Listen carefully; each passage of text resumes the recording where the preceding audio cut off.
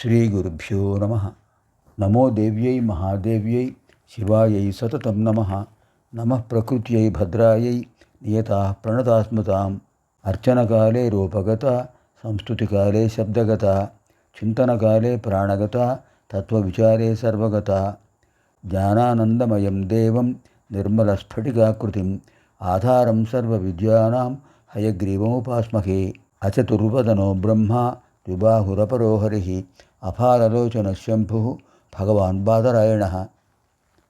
ఓం ఐం హ్రీం శ్రీం శ్రీమాత్రే నమః.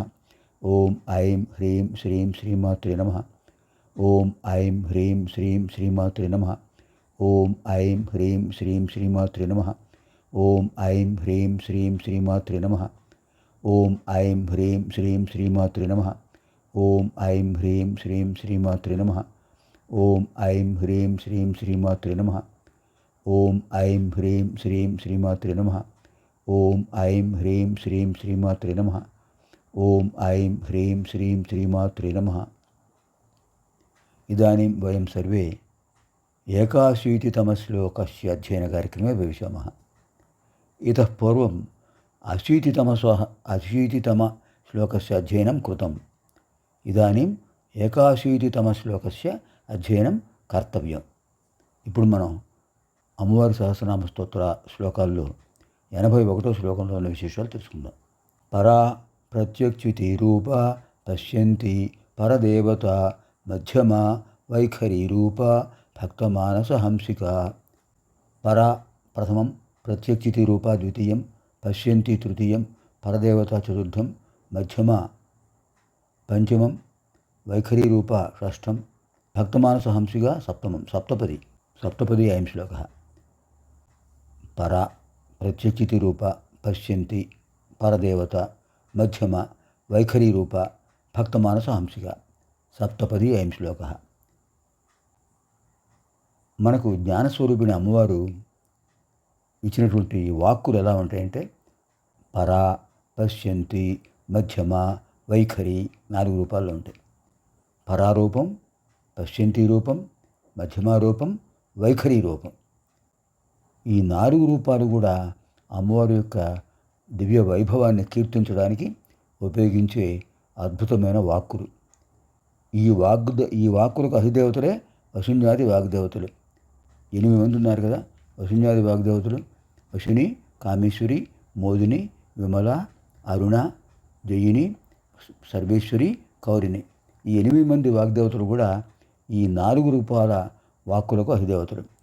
పరాశక్తి పరా వాక్, పశ్యంతి వాక్, మధ్యమ వాక్, వైఖరి రూప వాక్.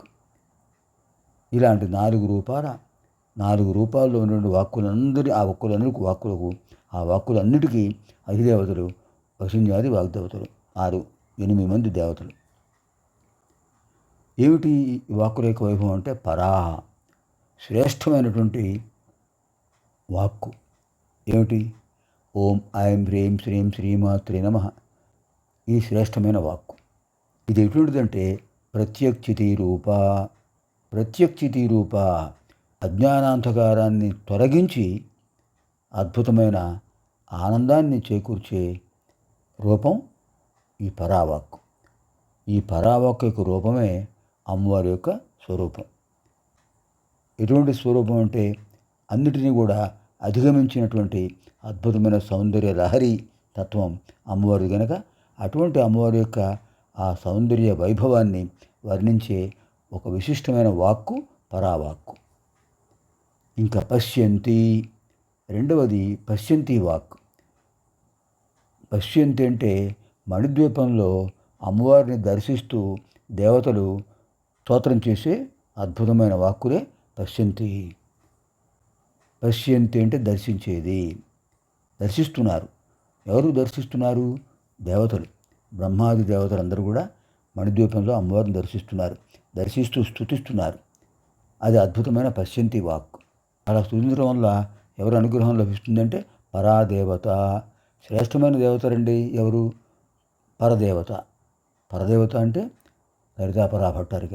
అటువంటి విశేషమైన లలితాపరా భట్టారిక మాత యొక్క దివ్యానుగ్రహాన్ని పొందడం కోసం అక్కడ పశ్యంతి వాక్కుతో స్తుతిస్తున్నారు. అమ్మవారిని చూస్తూ చెప్పేటువంటి వర్ణనా వాక్యాలు పశ్యంతి వాక్యాలు. మధ్యమ లోకం అంటే మానవ లోకం. మానవులు ఆ లోకానికి వెళ్ళలేరు కదా. ఎప్పుడు వెళ్తారు? ఈ దేహాన్ని విడిచిన తర్వాత కానీ వెళ్ళలేరు. దేహాన్ని విడిచిన తర్వాత వెళ్ళగలరు.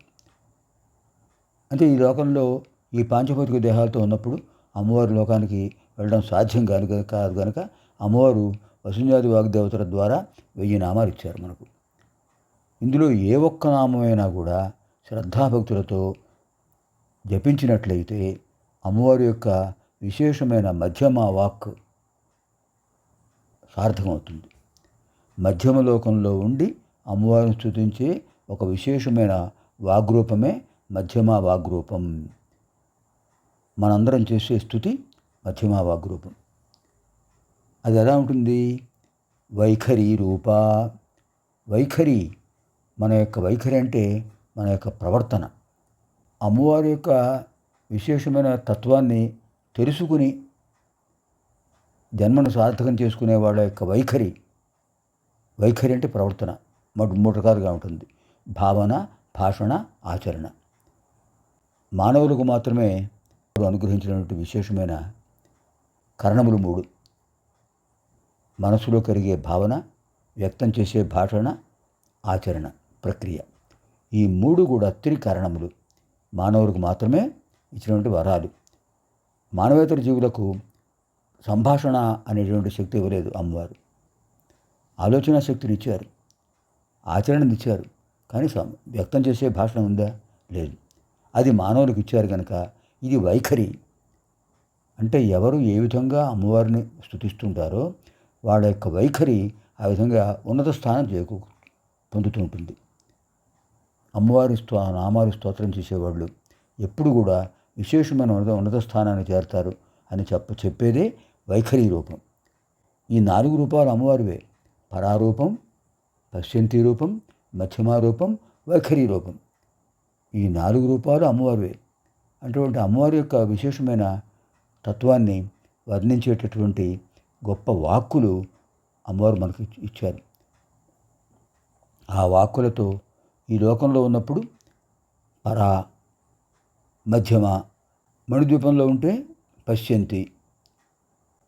ఈ 3 వల్ల ప్రవర్తనలు కూడా మారిపోతాయి. ప్రవర్తనలో పరివర్తన వస్తుంది. సహస్రనామాలు అధ్యయనం చేయడానికి ముందు వాళ్ళ ప్రవర్తన ఎలా ఉంది?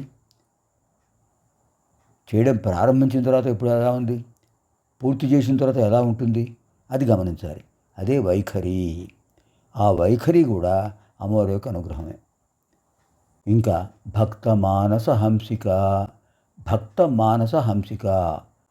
హంసిక అంటే హంసతత్వం. సోహం భావేన భావయేత్. హంసస్సోహం హంసస్సోహం హంసస్సోహం.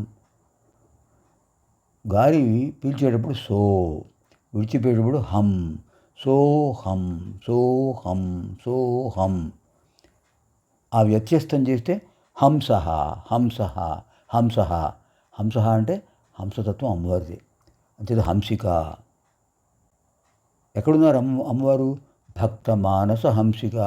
భక్తుల యొక్క మనస్సులలో విశిష్టమైనటువంటి భావనా రూపంలో ఉన్నారు కనుక భక్త మానస హంసిక. ఓం ఐం హ్రీం శ్రీం పరాయై నమో నమః. ఓం ఐం హ్రీం శ్రీం ప్రత్యక్షితి రూపాయై నమో నమః. ఓం ఐం హ్రీం శ్రీం పశ్యంత్యై నమో నమః. ఓం ఐం హ్రీం శ్రీం పరదేవతాయై నమో నమః. ఓం ఐం హ్రీం శ్రీం మధ్యమాయై నమో నమః. ఓం ఐం హ్రీం శ్రీం వైఖరీ రూపాయై నమో నమః. ఓం ఐం హ్రీం శ్రీం భక్త మానస హంసికాయై నమో నమః. ఇటువంటి విశేషమైన రూపాలు పొందినవారు కనుక పరదేవత. పునర్మిలామ ఆగామిని కార్యక్రమే.